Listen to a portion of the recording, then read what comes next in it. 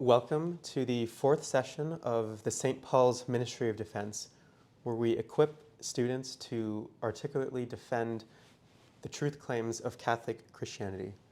Now, today kicks off a very important 5-week series where we're going to explore the existence of God, which is the most foundational and most fundamental claim of Christian apologetics, is that there is a God existing at the heart of reality and that explains everything else, and that is the source of everything else that exists.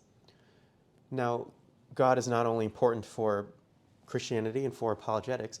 We saw from 2 weeks ago that God actually makes all the difference for our lives. We saw that if God does not exist, then life is objectively absurd. It's meaningless, it's hopeless, it's purposeless, it's valueless. If God doesn't exist and we're all consigned to death, both individually and collectively as a species, then everything is for nothing. All of the sacrifice, all of the decisions, all of the love, all of the strife, everything, there was no point to any of it if everything ends in the same outcome and if we're all just big cosmic accidents. But thankfully, we aren't destined to such a belief because God actually exists.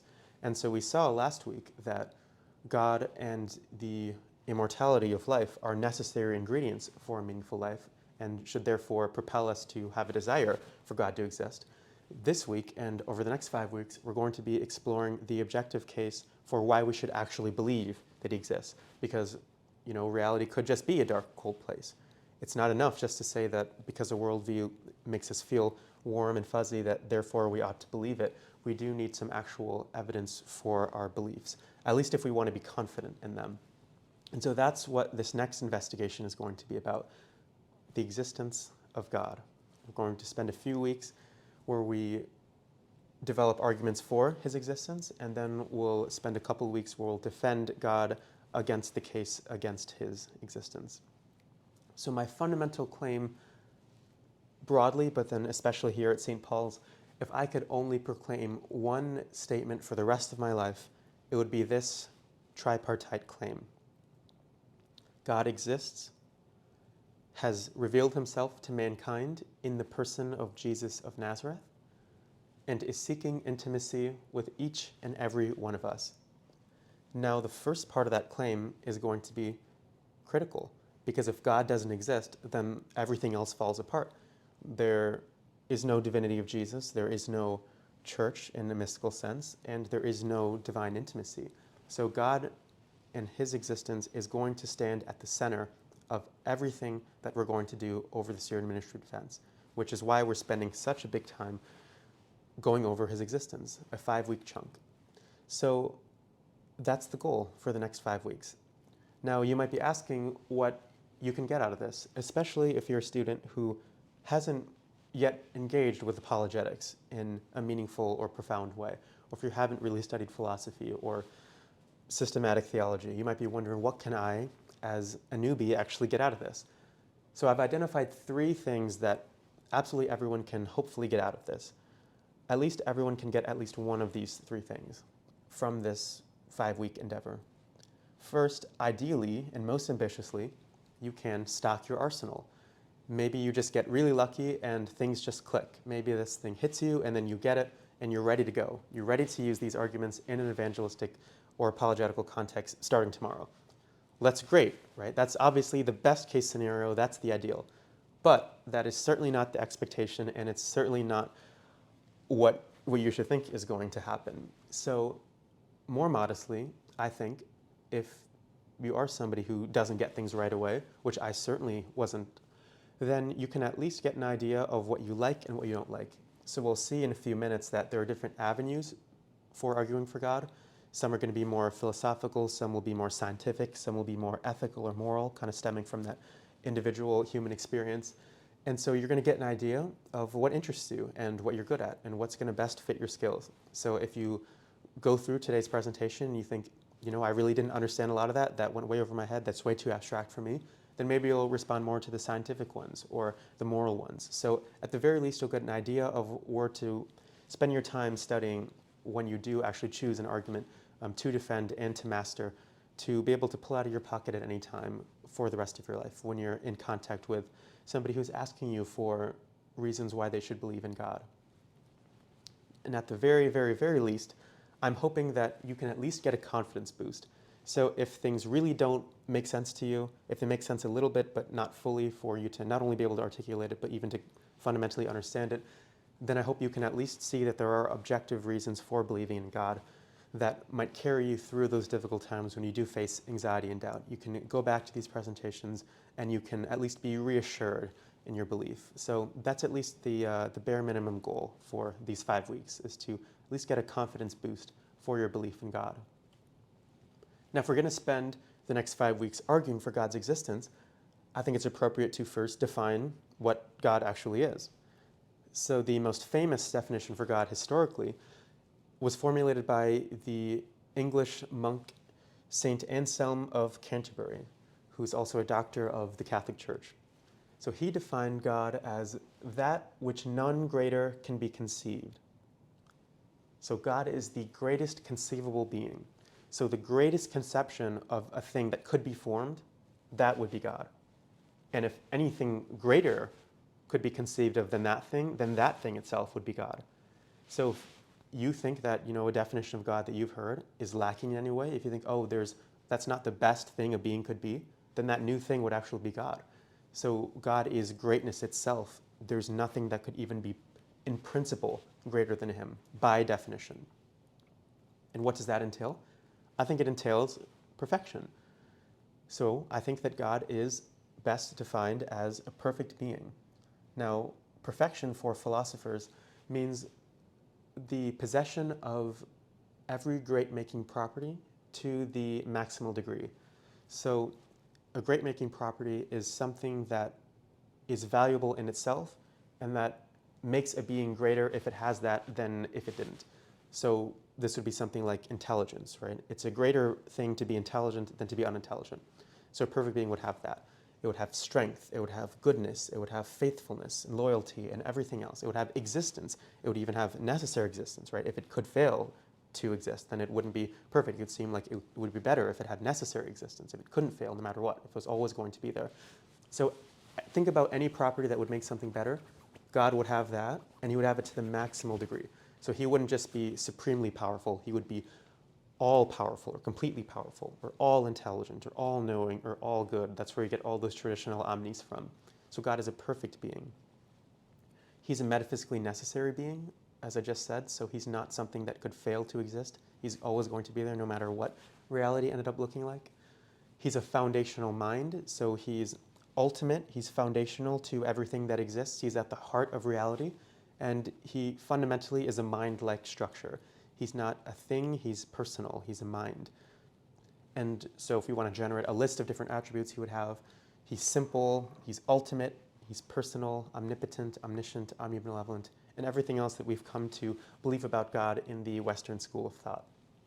But if you don't like all the philosophy, then you can think of him most basically as the transcendent and personal creator and designer of the universe. So at the bare minimum, he's the creator of the universe. Now, as I hinted at earlier, there are different avenues for arguing for God. We have the cosmological arguments. So this is a family of arguments that seek to identify and locate a creator from creation. So you have the created world, you have the universe, you have all of these things. They have properties that cry out for a cause of some sort, and therefore there's going to be a cause of all things other than itself. So the cosmological argument moves from creation to the creator, and the teleological argument, which is probably the most popular argument for God historically, identifies design in the world, identifies order and purpose in the world, and then locates the source of that in a transcendent designer of the universe or of creation. So whereas the cosmological argument infers a creator from creation, the teleological argument infers a designer from design. Metaphysical arguments deal with one's views on metaphysics. So metaphysics is going to be the study of being itself, and we'll talk more about this when we actually have a lesson on one of the metaphysical arguments, but people have different theories on what being actually is and how reality is at the fundamental level, and they'll purport that their theories of ultimate reality, of being itself, will entail God in certain respects. And so we're going to be looking at one of those arguments in a few weeks. And so if you really, really, really like the high philosophy and the abstract, then you're going to love the metaphysical arguments. If you like the more concrete, you're going to like the teleological ones. And if you like something in the middle, you'll really like the cosmological ones. Now, if you don't like thinking about things themselves and you like more thinking about people and things that are less remote from the human experience, then moral arguments are really going to be for you. So moral arguments seek to identify a transcendent grounding of objective moral values and duties. So we observe good in the world, we observe that good is actually a real feature of reality and that moral truths are valid and are real, and God is going to be the best explanation of those. And so that's actually what we're going to be looking at next week. So there are, as you can see, many different avenues for exploring and for getting to God. And so the hope is that as we cover all of these over these next few weeks, that you can have a good idea of what best fits your interests, what best fits your skills, and then you can pick an argument and then really go deep with that. But today, we're going to be talking about the argument from contingency, which is my favorite argument for God's existence. It's often considered the strongest argument for it. And so I'm very excited to kick off this 5-week exploration with a bang, with the best that we have, in my view. So the argument from contingency begins with a question. That question has been called by philosophers the wonder of all wonders, why anything exists at all rather than nothing. So there are things existing, right? There's iPads, there's laptops, there's people, there's planets, there's particles, there's atoms, there's quarks. But why? Why all of these things rather than nothing at all? So why are there these particular things over other things? But also, at the deepest level, why is there just not nothing? Why is there anything? So the argument from contingency seeks to answer that by reference to God.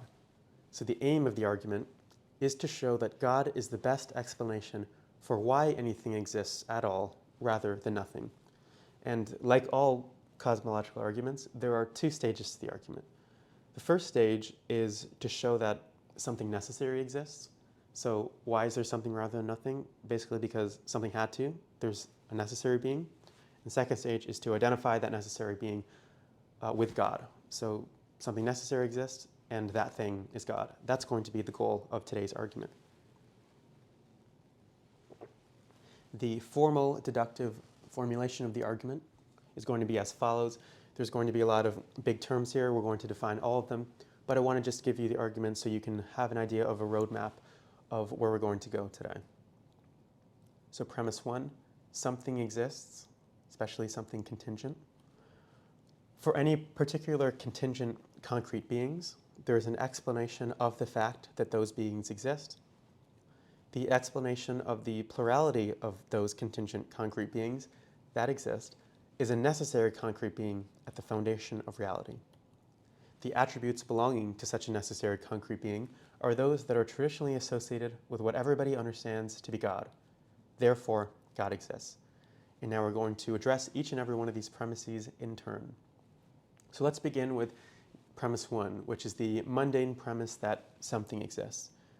It seems so obvious from our existence that something or another exists, like telephone poles, or plants, or clothing, or animals, or people, right? It seems that something is existing around us. It seems hard to say that absolutely nothing is existing. Now, even if you want to get fancy and then be a skeptic and say, oh, is the external world even real? Or all these things like iPads and couches and buildings, are they all just illusions? Is everything just one big illusion? Well, then that illusion still exists, right? And you still exist to experience the illusion. So no matter what, something exists, and that's good enough for this argument. That's all we need. So to go over what premise 2 was again, for any particular contingent concrete beings, there's an explanation of the fact that those beings exist. Now there's a lot of new terms here for those who haven't studied metaphysics yet, so let's get into what all these things actually mean. So a contingent thing is a thing that could have failed to exist. It was possible that it didn't exist. So it seems like pretty much everything is going to fall into this category, right? At least in our direct experience. Like you yourself are a contingent thing. Why? Because you didn't need to exist. It's possible that you could have failed to exist. For example, if your parents never met, then you wouldn't have existed. And even you being here today is a contingent thing, right? You could have passed away in a car accident a number of years ago. So you are radically contingent in every sense of the word. This podium that I'm standing at right now is contingent. The company that built it could have gone out of business a few years before we asked them to commission this podium. St. Paul's itself is contingent, right? If they didn't raise $30 million, then we wouldn't be here right now. We would still be in the old bunker. The planet is contingent. If the universe had expanded at a slightly greater rate or a slightly slower rate, then it would have collapsed in on itself and there would be no planet Earth to come about billions of years after the beginning stages. And so it seems that the Earth itself is contingent. And so all these things around us are contingent. If something could have failed to exist, then it is a contingent thing. Now, the opposite of that is going to be a necessary thing. So necessary things are things that could not have failed to exist. Their non-existence is genuinely impossible. No matter what, they're going to exist. They could not fail. So are there such beings in reality? Well, that's going to be what we're investigating today, at least in that first stage. We're going to be arguing for the necessity of a necessary being. Now, just to give a clear distinction between the two, right now we're looking at beings, and so it's controversial whether or not there's a necessary being. That's what we're going to have to argue for. But what's less controversial is that there are necessary facts. So let's just say like a fact is a true proposition of how the world really is. So it's a fact that I'm standing at a podium making this recording right now. That's a contingent fact because it could have failed to exist. I actually wanted to record this a few hours earlier. So that's a contingent fact, my giving the presentation right now. Now, what's a necessary fact? A necessary fact is that I am not right now a married bachelor. That could not fail because of the definitions of those words, right? To be a bachelor is to be unmarried, and to be married is to be married. So I couldn't both be unmarried and married at the same time. So it's a necessary fact that I'm not a married bachelor right now. So you can see what that looks like in terms of facts, right? That couldn't fail, that second fact. So now think about that in terms of a being, of a concrete being. Now, what is a concrete being? Well, something is concrete if it's endowed with some sort of causal power, if it's capable of causation. So I'm a concrete being, right? I could push over this podium onto the ground right now. Or the tides of the ocean, right, are concrete beings, right? They can change the sand, they can generate power. Anything that can cause anything else, any effect, is going to be a concrete being, or something that can be acted on as well is also going to be concrete. The opposite of that is going to be an abstract being. So something that is not endowed with causal power, it's not capable of causation. So you can think of numbers here, right? So numbers, like the number 7 can't cause anything. Or propositions, like the proposition, I'm standing at this podium. That proposition itself is causally inert. It can't do anything. It can't make about any effect. Then we're going to get into the language of explanation. So to say that you have an explanation is to say that some fact to some extent accounts for why some other fact obtains. So for example, if there's a crack in a chair, that fact is to be explained by a man sitting on the chair, right? So whenever you can say X because of Y, then you have an explanation. So the crack in the chair because of a man sitting in the chair. So the man sitting in the chair accounts to some extent for why you see that effect. So we have an explanation there.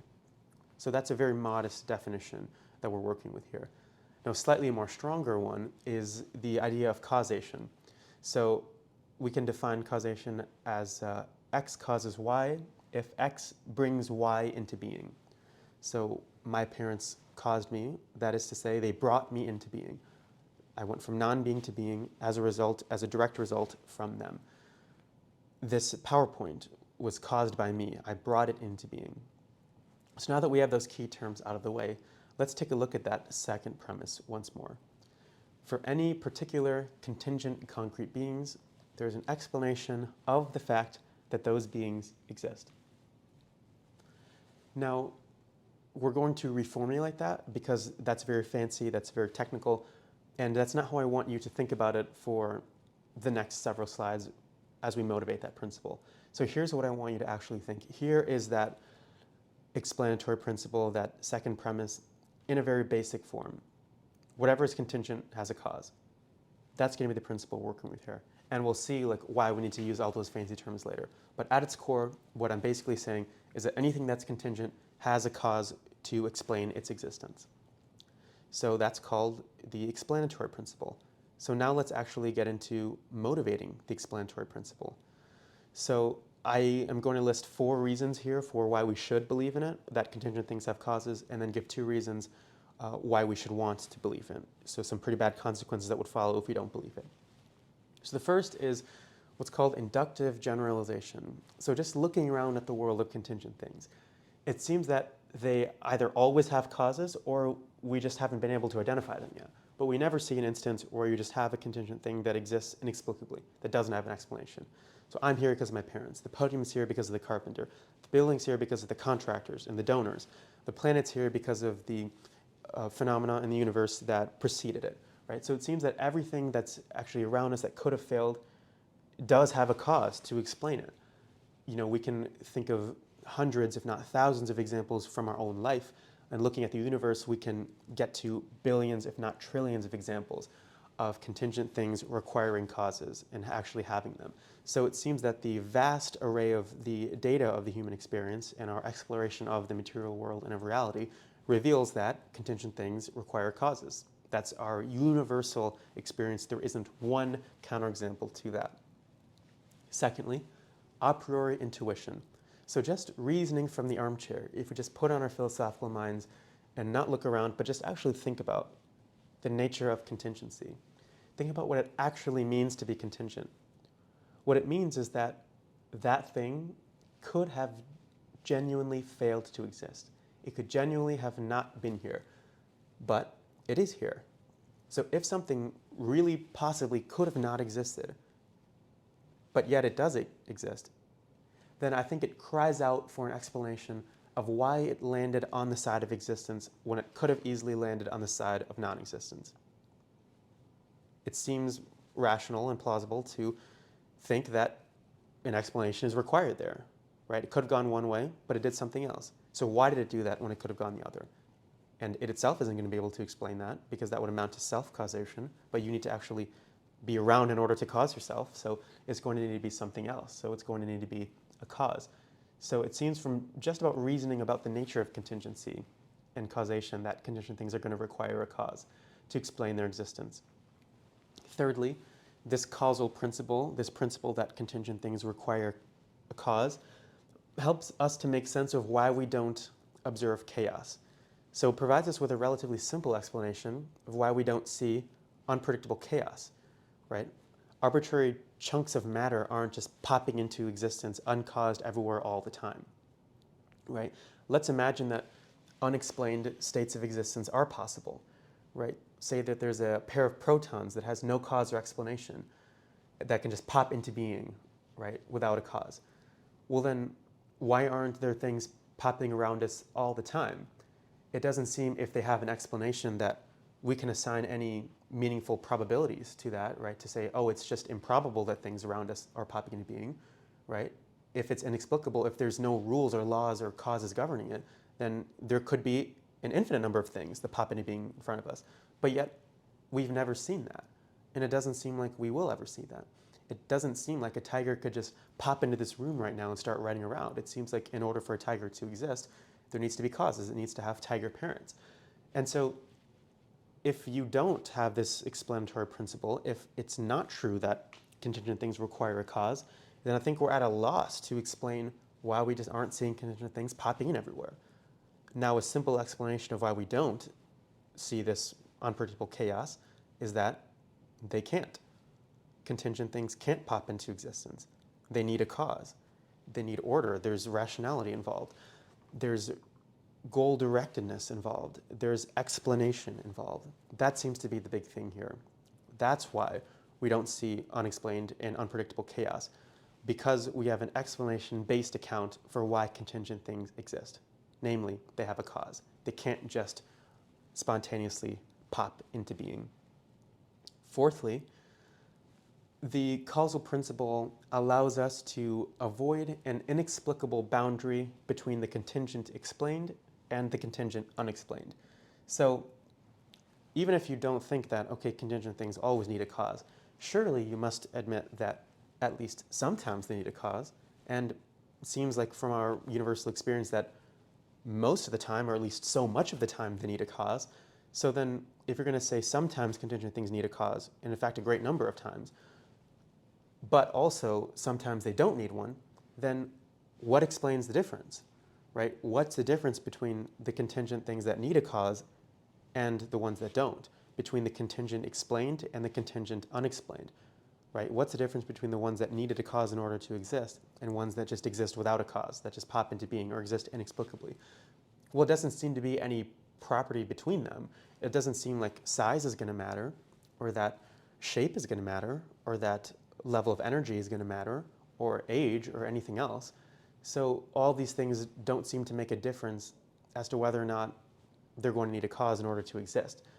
So it seems that the only thing that is going to actually make a difference, what is the relevant difference between needing a cause and not needing one, is going to be contingency. So if something really could have failed, it's going to need an explanation for why it obtained versus failed. And so it seems that this principle of explanation is going to be, again, the answer to this big question, right? Of, okay, is there this boundary?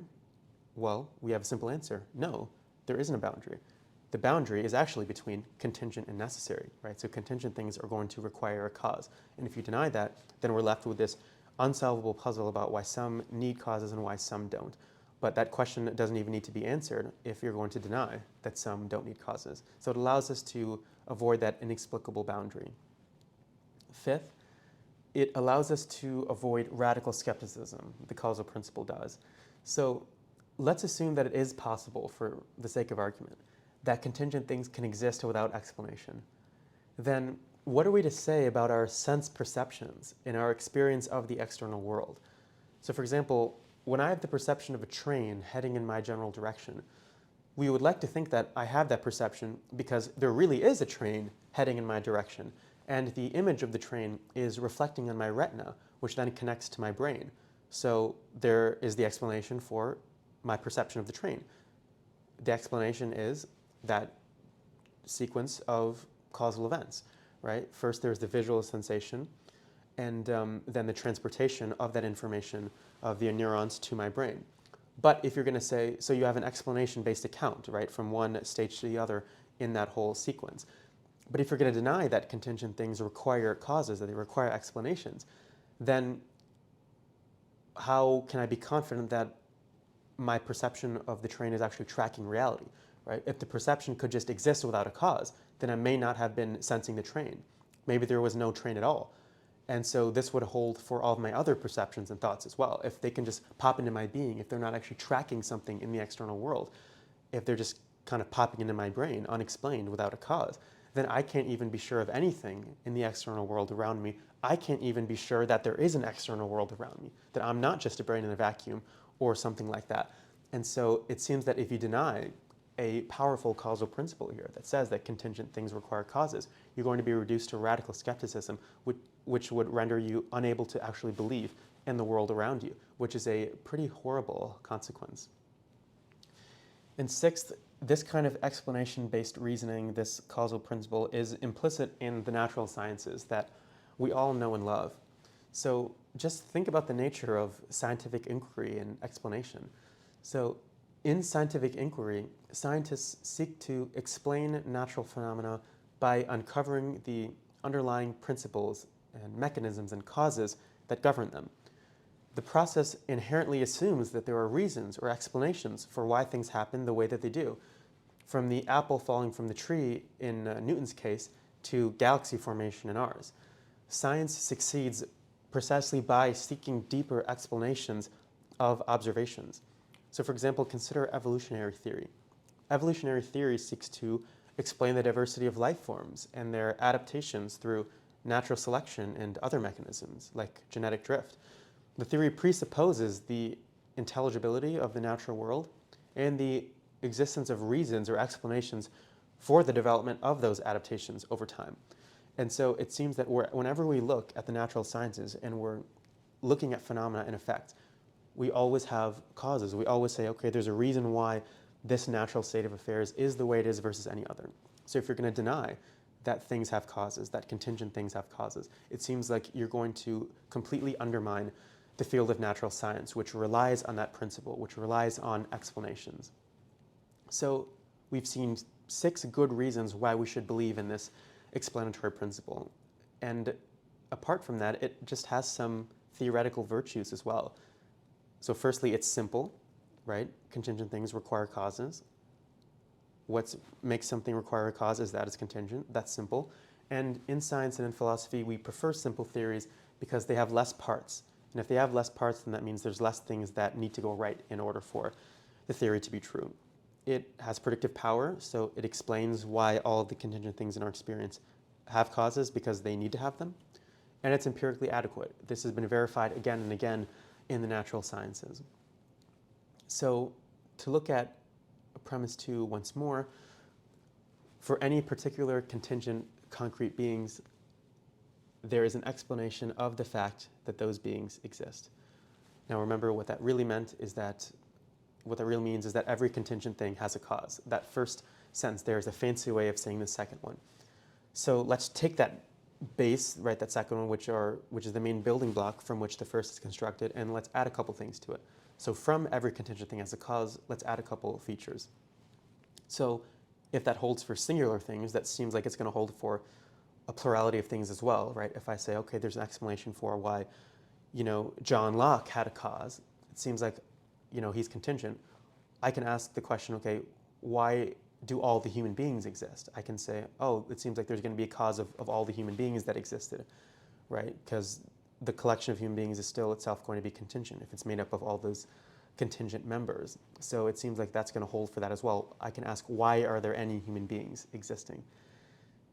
I'm talking about the specific things that do exist, so that's where that word particular comes from. So I'm not just asking why there are any contingent things existing, I'm asking why there are these specific ones that do existing. Why are they existing? Why am I, this world with these laws and these initial properties and everything else, why are these particular contingent things existing?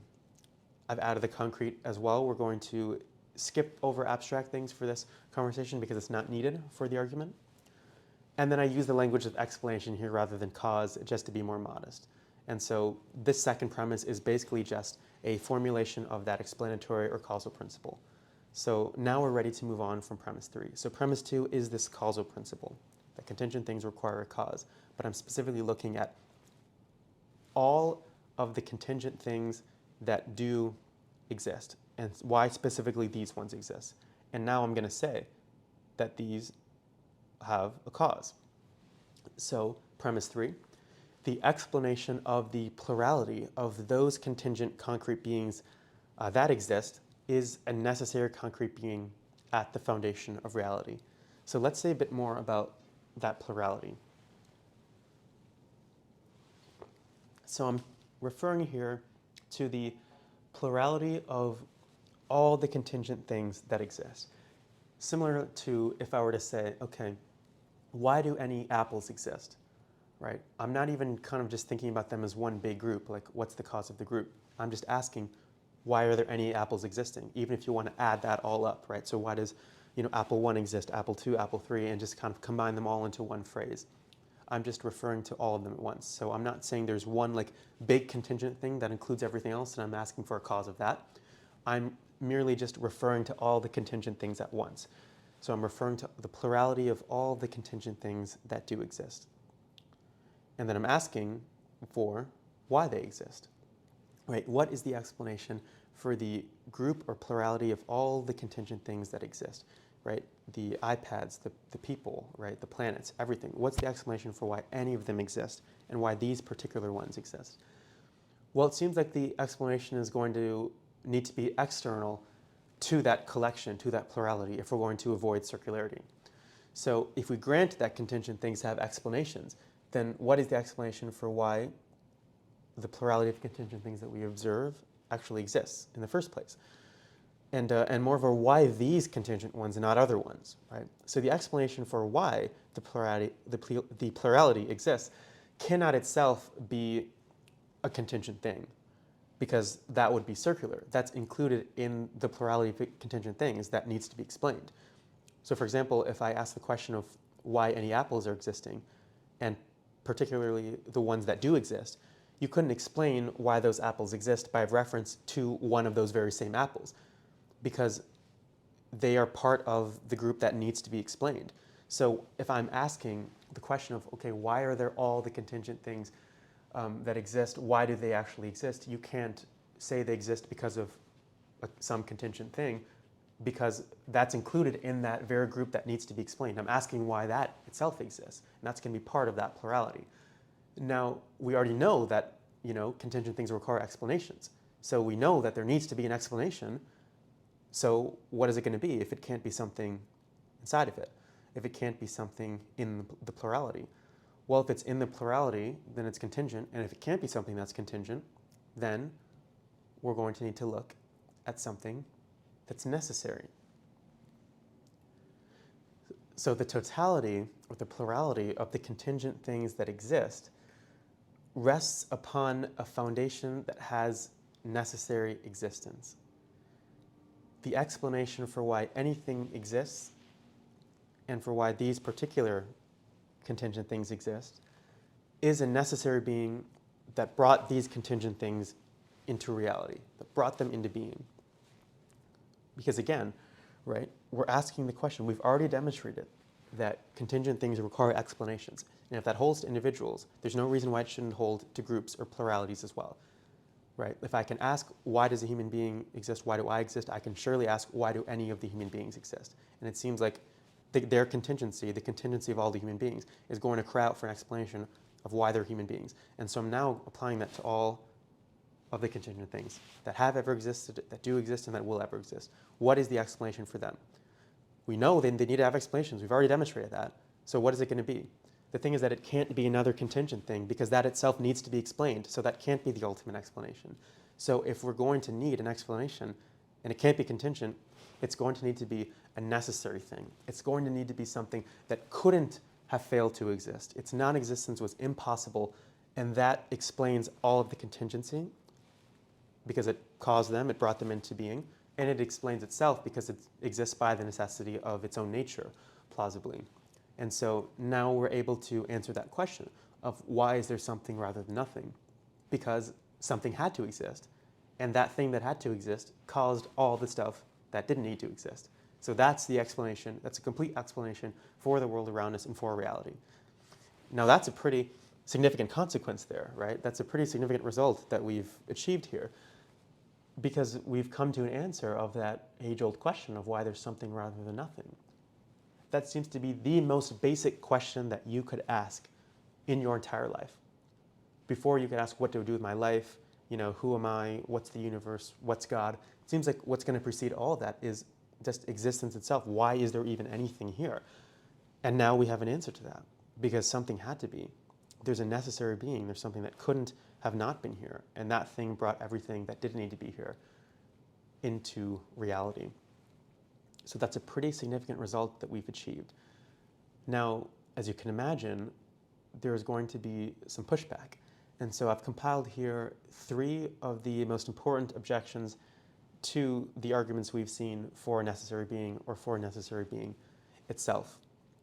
So the first objection is going to be coming from physics. So certain people suggest that quantum mechanics shows that certain particles, like virtual particles, can pop into existence from nothing without a cause. And so if that's true, then it means that causal principle is wrong. That means that sometimes contingent things can exist without a cause. They can come into being without a precursor. And so maybe just that first contingent thing was like that, and then that causes the rest of things. Or maybe a lot more of them are like that. And if that's the case, then we don't need to refer to a necessary being. Well, I think that this objection rests upon a misunderstanding of the science. So these particles don't actually come from nothing. So in philosophy, which is going to be the queen of all of the fields of inquiry, nothing means something. So nothing is a term of negation. It means not anything. It doesn't mean something very small or very weak. It means not anything. So if I were to say, I had nothing for lunch today, that is to say, I did not have any lunch today. That's not to say I had something for lunch, which is called nothing. That's to say I had no lunch today. And so the reason why it's a misunderstanding is because these particles aren't coming from a state of nothing. They're coming from prior states of energy. For example, the quantum vacuum. But the quantum vacuum is a sea of roiling energy that's governed by laws and has physical structures and is in no way properly understood as nothing. So it may be something that's very weak, but it's still an explanation and it's still something. So the idea here is that something is still coming from something. So contingent things are still having causes, even if the things that cause them didn't need to, right? Even if they can be expressed in terms of probabilities, that's still a cause. Even if it's a very weak explanation, it's still an explanation. And that's all the principle needs, is that contingent things can exist without causes, where we don't need to speculate as to the precise nature of those causes or why they caused them versus why they didn't, just that the contingent things cannot exist without having a prior cause. The second objection is going to be more philosophical. So it seems that on the surface that you can answer the question of existence, right? This question of why something exists at all rather than nothing by appealing to a necessary property rather than a necessary concrete being. So somebody pushing this line of thought might say that, okay, I agree with the theist that it was impossible that, nothing could exist, but I disagree that there's a necessary being. So maybe there's like a law of reality that says that necessarily something exists. So we don't need to say that something necessary exists. We just need to say that necessarily something or another exists. So necessarily there will be some contingent things that are existing. And that's an explanation of why the contingent things exist. That it's necessary that they did. So it's necessary that some contingent things existed. So we can explain the existence of things by a property rather than by a concrete being. It's just a fact about the world. It just had to be this way. It had to be that some contingent things were existing. But there is nothing that had to be. There's no thing that is required to exist that couldn't fail to obtain. Now the response here is twofold. First, this objection does not touch this particular version of the argument from contingency. So you saw earlier how we added all that fancy language into the causal principle to make that glorious second premise. Now all that work is paying off because we can completely sidestep this objection. So that objection targets an argument from contingency that asks, why is there something rather than nothing, right, as one of its fundamental premises. But for us, we didn't ask, why is there something rather than nothing? Why are there any contingent things existing? If you remember, we asked, why are the particular contingent things that exist existing? So that completely sidesteps this question, because you can't say, oh, it's necessary, because I'm asking about why the plurality of the contingent things exist, that existing, why does the plurality exist? Well, you can't say it's necessary, because the plurality is rigidly defined by all of the contingent things that do exist. So if any of them fail to exist, then this plurality does not exist. But everything in it is by definition contingent, and so by definition could exist. And so the plurality is in no way necessary. So you can't say that necessarily this plurality existed, because that's definitionally untrue. So this objection, while it could be strong for other arguments, just doesn't touch this version. We completely avoid it. So all of that work before pays off here. So the objection is just nullified at the bat. It doesn't even get off the ground. But secondly, even if we did defend the stronger version of the contingency argument, then I still don't think the objection would ultimately go through, because it has a really implausible consequence. So Alexander Proust, who's one of the greatest Christian philosophers of our time, he is the greatest in my opinion, he has pointed out that this view has a very implausible consequence, namely that a conjunction of claims about the non-existence of various things entails that something exists. So let's say unicorn. So for example, if you're going to say that necessarily some contingent thing exists, then that means that the conjunction of all of the non-existence of all of the other things besides that thing will entail that that thing exists. So let's take the example of a unicorn. So if you're going to say that, okay, the reason why something exists rather than nothing is because necessarily something contingent had to exist, then let's say that this argument leads to the fact that unicorns exist. So if you're going to say that necessarily something exists, let's take all the non-unicorn things, right? Let's say there are no mountains, there are no people, there are no planets, there are no rocks, there are no every non-unicorn thing. The non-existence of all of those things taken together entails that a unicorn exists because it's necessary that some contingent things that exist. But if none of the other ones that we just listed or nothing else that isn't a unicorn exists, then the only thing left is a unicorn. And since it's necessary that something exists, then it's necessary that the unicorn exists. But this seems absurd. How could a conjunction about the non-existence of certain things entail that something exists, right? That seems completely implausible. And so it seems that this view that necessarily something exists, that something contingent exists, is going to be, an answer to this question of why something exists rather than nothing is not going to go through. That just won't work because it entails this extremely implausible consequence.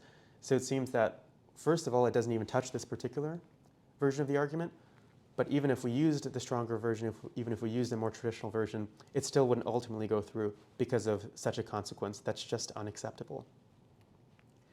Now, thirdly, we have what's called the Hume-Campbell-Edwards principle. So this is an objection that's been picked up and defended throughout the centuries by various detractors of the argument.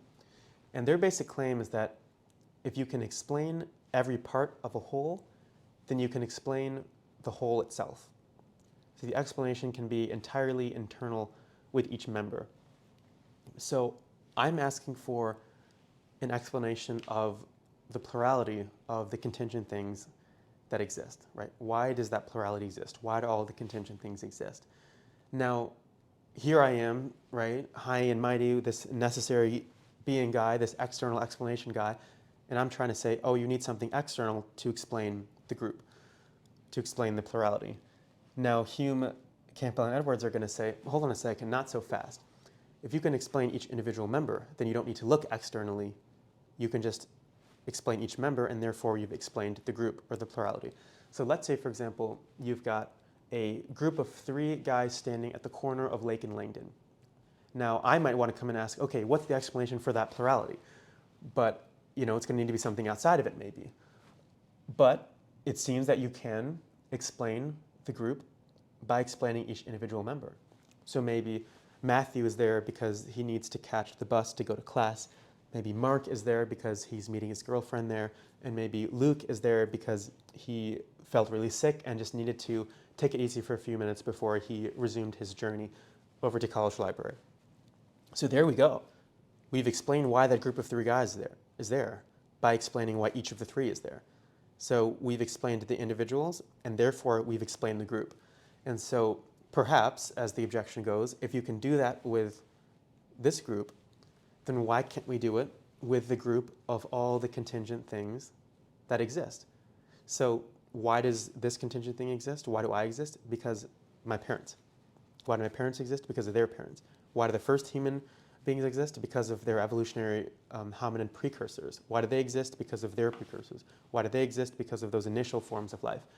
Why does the Earth exist? Because of the universe formations that went right before, and everything else. So it seems like if every individual contingent thing can be explained, then you've explained the plurality of the contingent things. You've explained all the members, you've explained the group. And so therefore, we don't need to look outside the group. We're just looking at all the members and therefore we have explained the group. So there's no need to look at an external explanation. There's no need to look at anything outside of all the contingent things.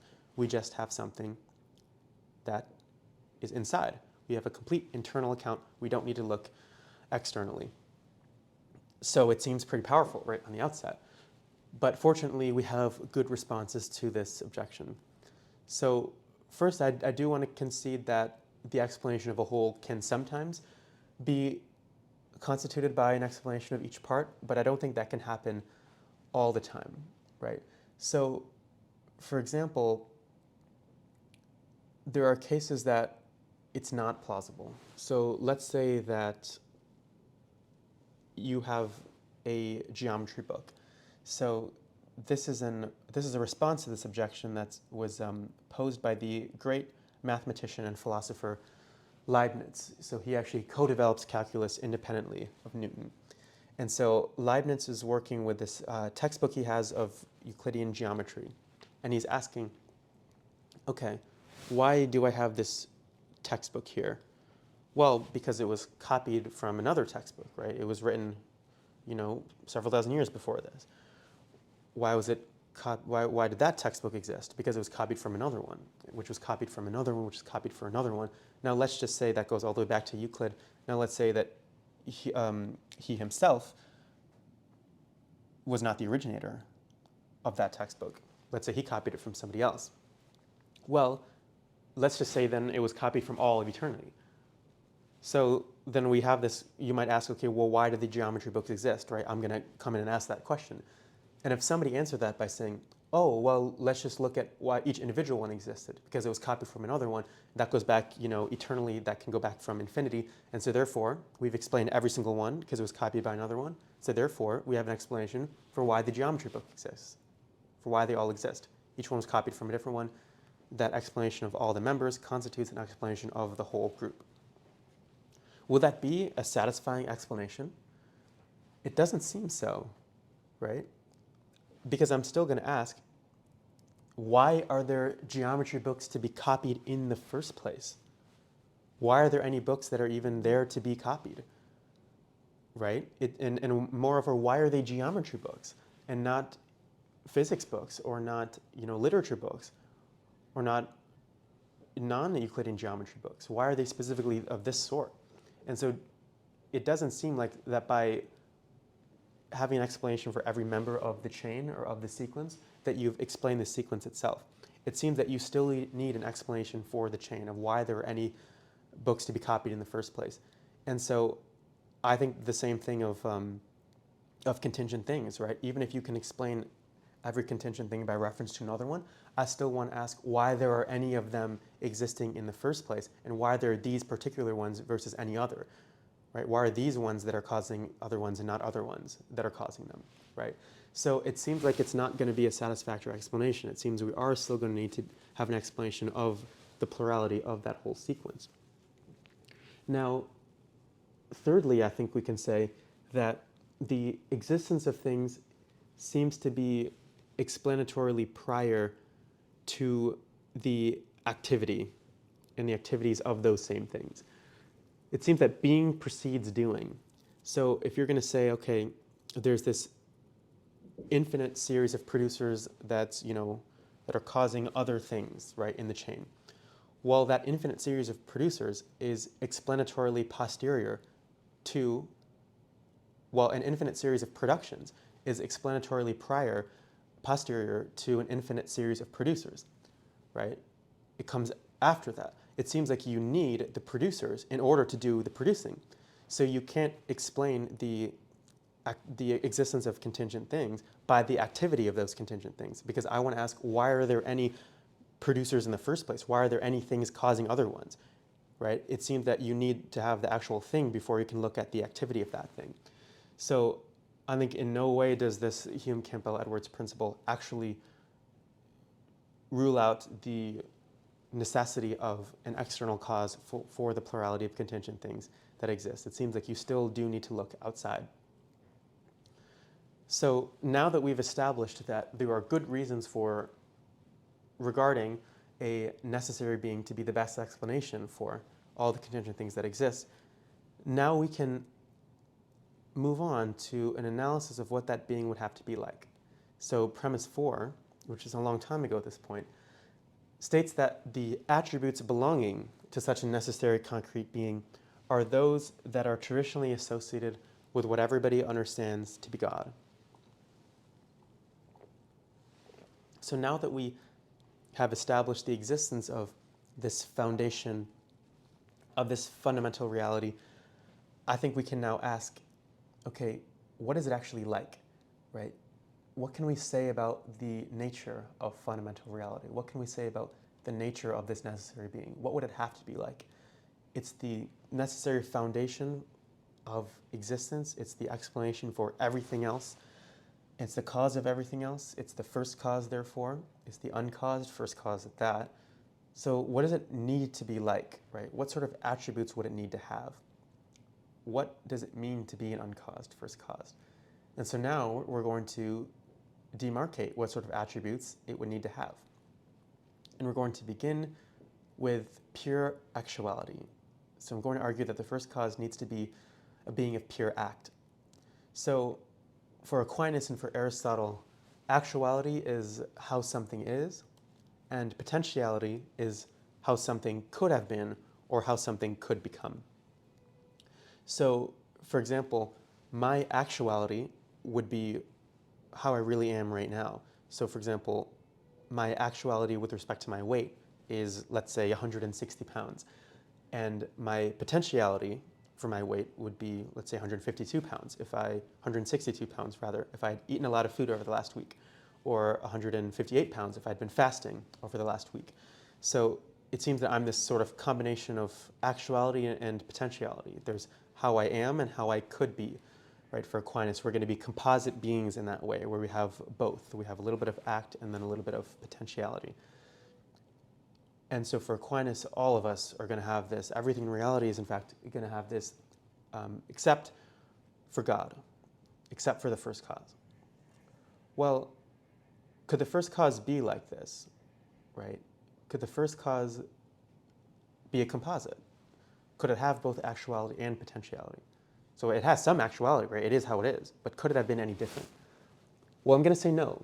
I'm going to say that the first cause plausibly is going to need to be a being of pure act.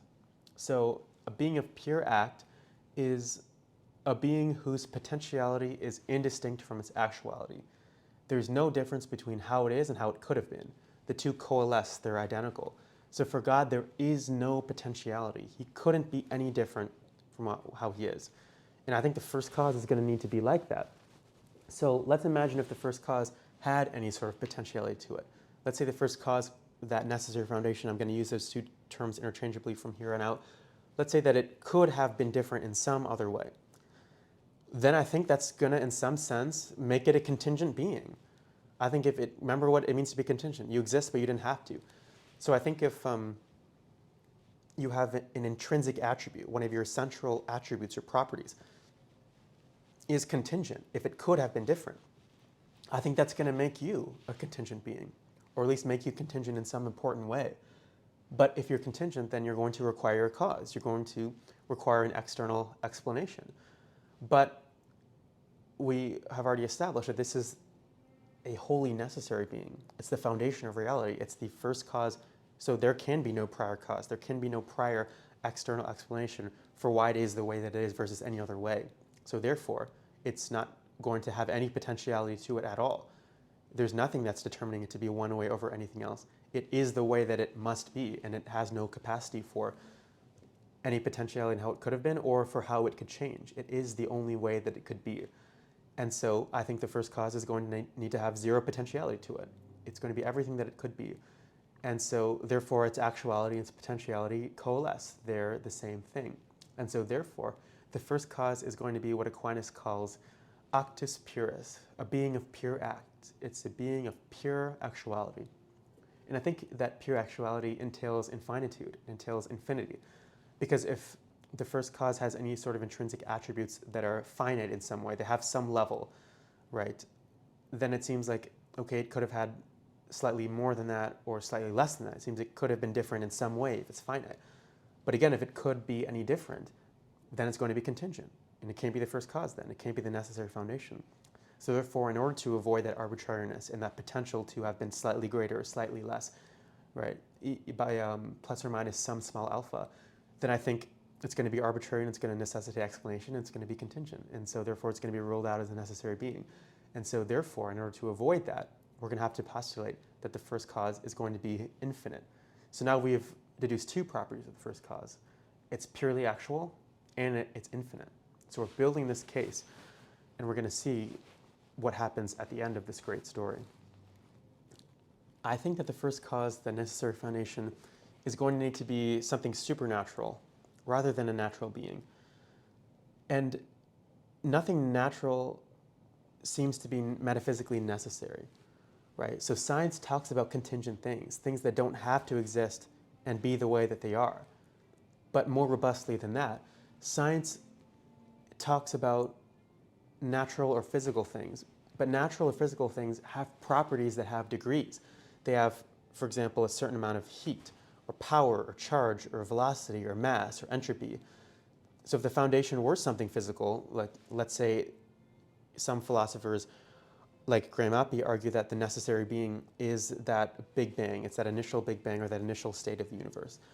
Well, that initial state or initial Big Bang is going to have a certain temperature, right? Let's say a temperature of 10 to the 32 Kelvin. Well, then I think we can ask a very serious question here, which is that why didn't it have a temperature of 10 to the 32 Kelvin and not a temperature of 10 to the 31 or 10 to the 33 Kelvin, right? These values seem like they could have been otherwise. It would be implausible to say that these values exist at these precise levels they're at out of metaphysical necessity, that it's impossible that they could have been any different, even slightly. At least the burden of proof is going to be on that person who's positing necessity. And in fact, no atheist that I'm aware of has been willing to make that claim because it's just unbelievable. It raises the intellectual price tag of atheism far beyond what I think most reasonable people would be willing to pay, if that's the length you need to go to avoid theism. So if it's implausible to suggest that it's necessary that they had these values, that means that those values are not going to be necessary, they're going to be contingent. But if these intrinsic attributes are contingent, that means that's not going to be the necessary foundation. It means it's not going to be the first cause if there's any contingency. So therefore, nothing material or natural is going to be a plausible candidate for the first cause, because the first cause needs to be absolutely unbounded, and physical or material things are bounded in some way. They have some properties that are degreed and that could have been any deeper, but that could have been different, but that necessitates a deeper cause. And so we can rule out anything physical or material or natural as a first cause. So therefore, it's going to need to be something supernatural. Next, we're going to argue that the first cause is omnipotent, that it must be omnipotent, it must be all-powerful. Well, let's ask this question of how much power that foundation has, right? Well, clearly it does have causal power, right, because it created contingent reality, right? So it has some power, but I think we can ask how much power does it have? Well, any limit on its power will be arbitrary and therefore contingent, right? So let's think about this, right? So consider a candidate for the first cause that has the intrinsic power or capacity to produce a universe of 10 to the 85 particles plus 7, or a Big Bang with 18.2 quadrillion ergs. Well, that seems very arbitrary, right? Why doesn't it have slightly more or slightly less, right? Why couldn't it have produced, a universe of 10 to the 85 particles plus 8, or a Big Bang with 18.15 quadrillion ergs? It seems that it could have. Again, the burden of proof would be on the person pushing necessity there. So it seems that, again, we've introduced a finite bound or a limit here that would seem to be very arbitrary and therefore contingent. It seems that it could have existed at those different values. But if it could have existed at those different values, then it's plausibly not going to be the first cause. And so it seems that we need to have a non-arbitrary level of the power of the foundation. Well, there's only two non-arbitrary levels. There's only two non-limited levels, 0 or infinite. It's not 0 because it brought about the contingent world, but it's also not limited, so therefore it's going to need to be infinite. So therefore we can speak of the first cause in the language of omnipotence. It has infinite power. It can cause or create anything that's possible. So the first cause is going to need to be omnipotent. I also think that we can argue that the first cause must be personal. It must have a mind-like structure. So the first cause, as we've established, is an omnipotent first cause. It's an omnipotent foundation. So therefore, it had the intrinsic capacity to produce an infinite number of things. But even if you don't think it's omnipotent, it's still enormously powerful, and so could have created or produced a whole host of different effects. And I think we need to ask ourselves, why did it create the exact type of contingent reality that it did, and not any other of the vast host of different possible worlds that it could have brought into being? Why did it produce a contingent reality exactly like this? For example, let's say we live in a world where there's just the universe. Well, why did it make a world like that and not one that had a multiverse? Or if we do live in a multiverse, why didn't it just create one universe? Why did it create so many of them? Why did it create a whole ensemble of different universes? Regardless, you can think of so many different ways that contingent reality could have gone, how the story could have been told differently. But we need to ask, why did it cause this one? Why did it create it this way? Why did it do things this way versus any of the other ways that are incompatible with this way? So if we look at the nature of causation, right, and whenever something causes something else to occur, we can think about that either in deterministic terms or indeterministic terms. So if something deterministically causes something, that means that that effect is guaranteed by the nature of the cause or causes.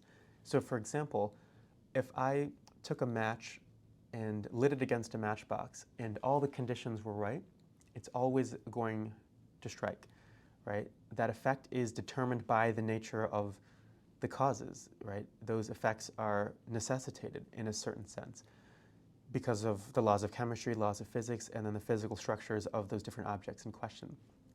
Now, even like if I flip a coin, right, we might think, oh, it's a 50-50 shot for landing on heads or tails. But no, it's actually going to be determined by the airwaves and the weight of the object and everything else that's going on. If you know all of those facts, you can perfectly predict what side of the coin will land on the table. So could the causation of contingent reality on the part of the first cause be like this? Could it be determined in that way? It doesn't seem like it could be, because if it was determined, then we need to ask, okay, why is it determined to create this specific type of world and not any other kind of world, right? Why specifically this one, not any other one? What is doing the thing that's determining it, right? But then that's going to introduce, again, I think, a level of dependency or contingency, because then it's not going to be the first cause anymore if something else is determining it to be a particular type of way. So it doesn't seem like the first cause is going to deterministically, create the world. And I think if it did, even if that was possible, then that would render everything in the world necessary, which I think is a result that is also unbelievable too. Just looking at the diversity of contingent reality, it doesn't seem like this is something that is in fact necessary. And then if you look at quantum mechanics or our best theories of physics right now, it seems that lots of things are probabilistic and that didn't need to happen the way that they did. So it doesn't seem like we can say the first cause had to create the world that it did. So that means that it didn't have to create the world that it did. And so when a cause brings about an effect that it didn't need to, then it brings it about indeterministically, right? That outcome wasn't determined. It didn't need to produce that particular effect. Now, I think there are two types of indeterministic causation. There is probabilistic and there is volitional. So probabilistic causation is when a cause sort of randomly, generates an effect, and that randomness is expressed in the language of probability. So let's say there's a 50% chance of a particle being measured spin up and then a 50% chance of it being measured spin down, for instance. Could that be the story of the world, of the necessary being and the contingent world that it creates? I don't think that it can be, because let's imagine if that was the case, if we can explain why the first cause created this set of contingent things versus any other in probabilistic terms. So let's say that it had a 50% chance of producing a Big Bang of the type X, maybe with, specific physical properties. Let's say a 40% chance of producing Big Bang type Y with other physical properties, 5% chance of producing Big Bang type Z, and a 5% chance of not producing any Big Bang at all. I think you can get a good idea, right, of what I'm going to ask here. Why was it 50% chance of producing Big Bang type X and not 49.999987% or 50.002%? Why was it exactly 50% on the dot? And so it seems like if it does have these probabilistic tendencies of producing certain contingent worlds over others, it seems that those probabilities themselves and those intrinsic dispositions themselves are going to be contingent. It seems they're going to be radically arbitrary, and it seems like, therefore, they could be different. And if they could be different, then they're going to be contingent. And this is going to render the first cause a contingent being if it has these probabilistic dispositions of producing certain sets of contingent things. But again, it can't be contingent because it's the wholly necessary foundation of reality. There's nothing that's going to externally explain it or bring it into being. It itself is the source of all being and is the center of reality. So therefore, it doesn't seem like the first cause is going to probabilistically create this world. And so that only leaves us with one viable candidate, which is volitional causation. This is the idea of causation by a free and rational choice. The first cause freely chooses to bring the world into being.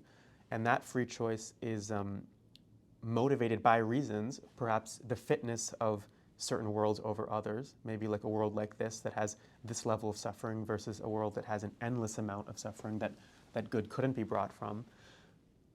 And so it's not arbitrary, it could be based on reasons. And it's also not necessary, right? It could have been different than this, or there could have been no creation at all. So a free and rational choice explains contingency, so it eliminates necessity, but it also eliminates arbitrariness too. So you have, in effect, you have a world, you have a contingent set of affairs that's both, you have a set of affairs that's both contingent, it could have been otherwise, or it could have not attained, so we can avoid that necessity that we want to avoid, and it's not arbitrary because it could be based on reasons. So we avoid arbitrariness as well. And that's exactly what we think about when we look at the world, that it's contingent, but it's also not arbitrary. And so that evaluation of the fitness of the world, or that ability to make a free and rational choice, requires a mind. And so therefore, the first cause has a mind-like structure, is a volitional or personal being. And so the fundamental argument here is that the best mechanism, and in fact the only mechanism for explaining why the necessary being causes the contingent things that it does cause and not any other, is a mind-like structure to evaluate fitness of the different contingent states of affairs and then select based on reasons which one to actualize. So a mind-like structure is the best way to explain contingency in the world without eliminating it. I think also we can look at the design of the world, you can look at the fine-tuning or the applicability of mathematics or the beauty, and you can get to a mind-like cause in that way. But purely based on a conceptual analysis, I think you can get there as well. Can we speak about its knowledge or intelligence at all? And now we can refer to him as a he, now that we know it's a personal being. So if we ask how intelligent is he, is the necessary foundation, and we include any sort of upper bound on it, I think that's going to introduce contingency, right? If we said that the first cause, say, has an IQ of 3007, you know the exact question I'm going to ask, right? Why is it 3007, not 3008, or slightly less than that? And so if such an intrinsic attribute as intelligence is contingent, I think that's going to render the being contingent in some way, which is going to be unacceptable for the foundation of reality, which must be wholly necessary in every imaginable way and infinite as well. What about the kinds of things he can know? Can we speak about its knowledge? If there were any limits on the things that he could know, right? If there were knowable things that he couldn't know, then that's going to introduce contingency as well, right? Why can he only know, let's say, mathematical propositions up to a certain level, but not anything greater than that? Or why can he only know what happens like the first 4 billion years of the world, but not the rest of it, or something like that? I think that's going to, again, introduce contingency, which will, again, rule out such a being as a plausible candidate for the first cause. And so, therefore, we can regard the first cause as both all-knowing and all-intelligent. So I think we can also argue that the first cause is one, right? We can ask, could there be several of such beings? Could there be several infinite beings in all the ways that we just described? I'm going to say no. I'm going to say that that would be impossible. So let's imagine that there would be 2 infinite beings, right? Could there be 2 infinite beings? Well, what does it mean to say that one being is different from another one? It's to say that one being is lacking in some attribute or property that the other one has, right? So what separates me from my roommate? My roommate is a few inches taller than me. I'm lacking those few inches of height. But an infinite being isn't lacking in anything. And so therefore, there couldn't be 2 infinite beings. Because in order for them to be distinctive, one would need to have something the other one wouldn't, or doesn't. But you can't not have something for an infinite being, by definition of infinity and perfection. So therefore, there can only be one perfect and infinite being. And if you don't buy that, I think the notion of several all-powerful beings creates certain paradoxes that are inescapable, right? Could something really be all-powerful if there was something else that was as powerful? What if those two were in some sort of fight? Could those two fight together? Could they fight against each other? It seems that an all-powerful being would need to win any fight that it's a part of, but it wouldn't if the other thing's all-powerful, so then neither one could be all-powerful, and so that would raise different paradoxes there. And then also Occam's razor. So there's this principle in philosophy and in the sciences that you don't multiply causes or explanations beyond necessity. So if one cause will do, you don't posit several. And clearly one infinite being is enough to get the job done of universe creation. There's no need to posit several. So those are 3 good reasons why we should reject the idea that there are multiple such infinite or perfect beings. So now let's put it all together, right? It seems that we've arrived at a being that is purely actual, that's infinite, that's supernatural, that's omnipotent, that's personal, that's omniscient and all-intelligent, and that's one. And so the angelic doctor, the great medieval scholastic philosopher Thomas Aquinas, was so fond of saying, then this everybody understands to be God. Now we'll cover 2 objections to this stage 2 line of reasoning before we wrap up. So an objector might say that there could be natural candidates for a necessary being, right? One does not need to posit a supernatural one. So a big candidate for this that's becoming more popular in different agnostic and atheist circles is this idea of a initial quantum state as being the necessary being that's governed by a wave function, right? It's called non-temporal wave function realism. And they'll say that the values of this would be such that they wouldn't be finite and bounded in certain ways. And so therefore you can have this idea of non-arbitrariness on a natural level as well. Now, the problem here is that finite things are still bounded in at least some way, even if in some ways they're unbounded and non-arbitrary. That doesn't mean that there aren't other ways that they are. And if there's anything bounded or arbitrary, then it's not going to be a plausible candidate for that necessary foundation, which is going to have to be purely actual, as we saw. So for example, if the quantum field is governed by a wave function, well, wave functions include waves, and waves have amplitudes. They're different lengths. And we want to ask, okay, why are they, having those amplitudes rather than ones that are slightly higher or slightly lower? If you subscribe to string theory, right, on which the fundamental building blocks of material reality are strings. Even strings have different lengths to them, or they could have had different lengths, or they have vibrations. They could have vibrated in different ways. And so it doesn't seem that anything natural and material can actually be a purely actual being and can be infinite and unbounded in every possible respect. And so it doesn't seem like, no matter how innovative a natural theory could be, that it's going to be able to provide a full account of the necessary foundation. It doesn't seem like it's going to be a plausible candidate. Now, I think the more serious objection, the most serious objection, at least for Christian theists, is the idea of the Trinity. So allegedly, there's a finite aspect of God in the Trinity, right? there's some metricality there in the tripersonal nature of God. He's three persons in one being. That's still an instance of finitude. He's not two, he's not four, he's not 600, he's three, and exactly three. So if you're going to pose this argument, against arbitrariness or arguments against finitude or any limits, then it seems that you're going to have to reject the Trinity, and we're going to have to be Unitarians. So is there anything that we can say as Christians? Well, firstly, I think we can say that the Trinity is a mystery. So it's not something that we fully comprehend, but more than that, it's not something that we could even in principle fully comprehend. The Church has for a long time described the Trinity as the central mystery of the Christian faith. And even in heaven, we'll be contemplating the Trinity for all of eternity. And so it's not something that we could fully understand in the first place. Now, as classical theists, which we'll get into precisely what that means in a later lesson, we're going to say that God is absolutely simple. So there's no parts that make him up. Like we have our anatomy and our physiology and all these different components. We're not going to say God has those components. We're going to say he's absolutely simple. And so does the Trinity rule out that simplicity? Does it rule out the idea of pure actuality or no arbitrariness or infinity or anything like that? I don't think so, because I think we can argue that there's at least a pathway to understanding how God's nature necessitates him being triune. So, for example, what we theologically call the Trinity is philosophically the three ways that the divine essence relates to itself. And so it's plausible that God's essence is that of love, right? Especially if he's a perfect being, he's going to be all loving, right? And because he's simple, he's going to be identical to that, so he's going to be love itself. Now, love entails a number of different things. It entails a lover and a beloved. And so you have God as lover and God as beloved, and then you have that love that's shared between them, which we would call the Holy Spirit. So there is an element of three there. There is a threeness aspect there.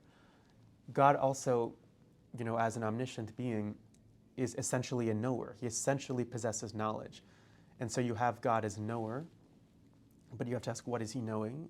So you have God as known, and you have God as knower and known, or that knowledge shared between them.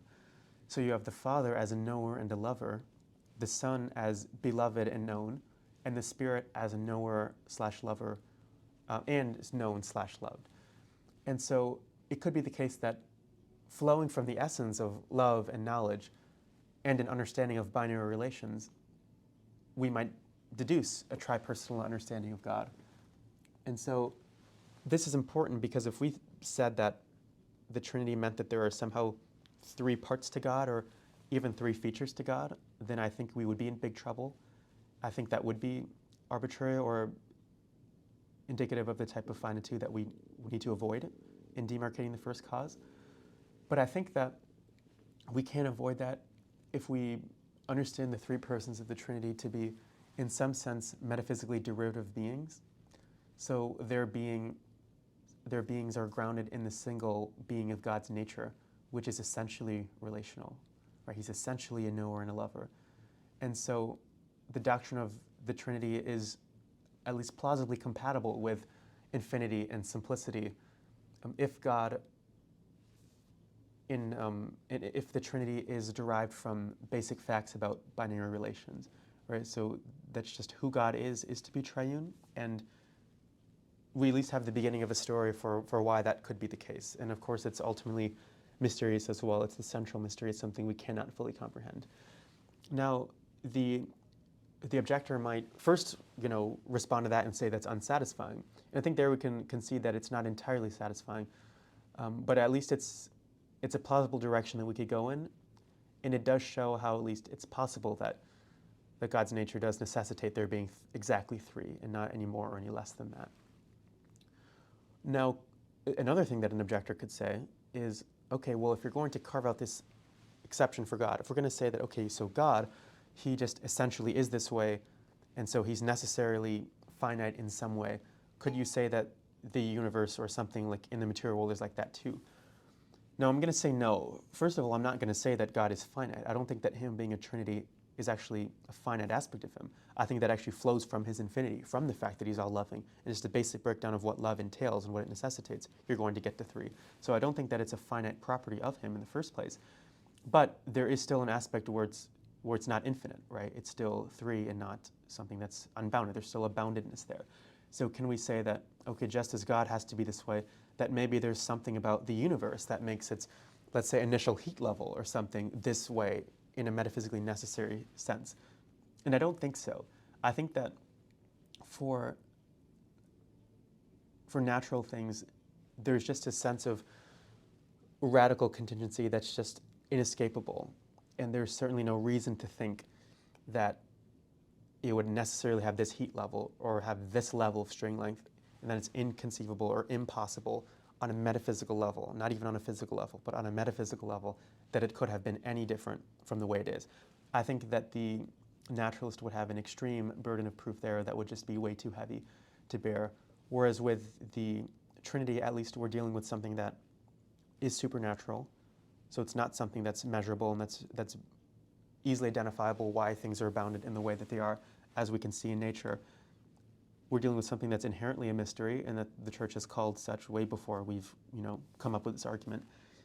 And at least with the Trinity, you have a beginning to that story. You have at least a partial explanation of why it's triune, why it's 3 and not an unbounded amount. Whereas you have no such explanation, or even a beginning of an explanation with natural bodies. And so I don't think that you're going to be able to run a parallel argument for some sort of boundedness or finitude in anything that's natural. So still we're going to be able to rule that out, and we're going to say that the first cause is going to need to be supernatural at the end of the day. Even if God is a Trinity, I don't think that that rules out this argument.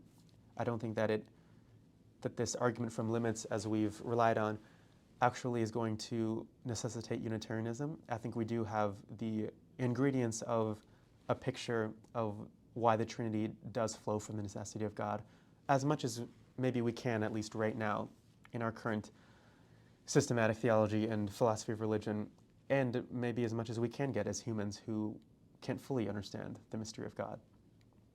And so now let's kind of wrap everything up. Let's look at everything in its final glory once more.